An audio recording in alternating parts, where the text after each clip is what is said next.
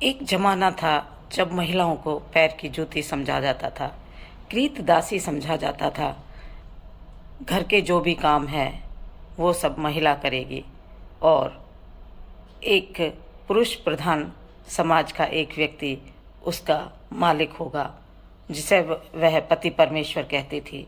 और उस पति परमेश्वर के लिए वो सारे काम बिना बोले करती थी, जैसा वो कहता था वैसा करती थी। धीरे धीरे ये अवधारणा टूटने लगी। महिलाओं में शिक्षा का विस्तार हुआ। शिक्षा के विस्तार के साथ ही महिलाएं अपने अधिकारों के और अपने जीवन के प्रति सचेत हुईं, क्योंकि महिला होना कोई अपराध नहीं था।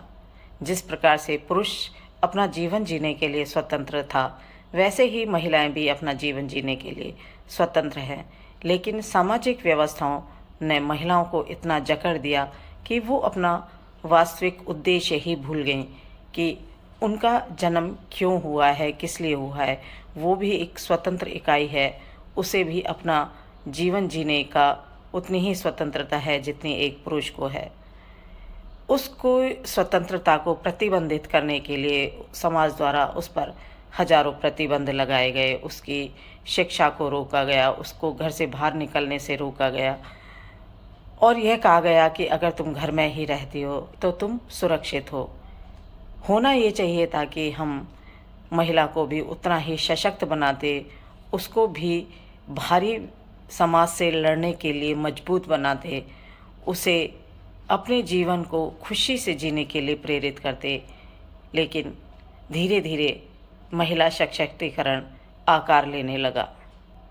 अब स्थिति ये है कि महिलाएं घर की देहरी से, घर की परिधि से बाहर आई हैं।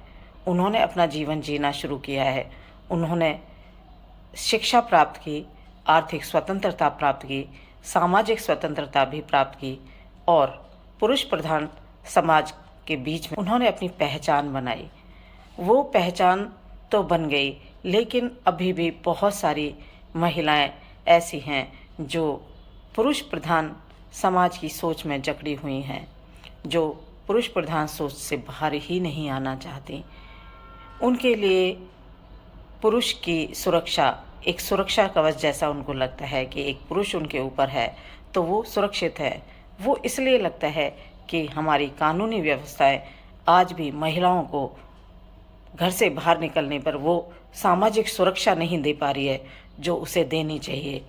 हमें महिलाओं को जो डर है वो किससे है?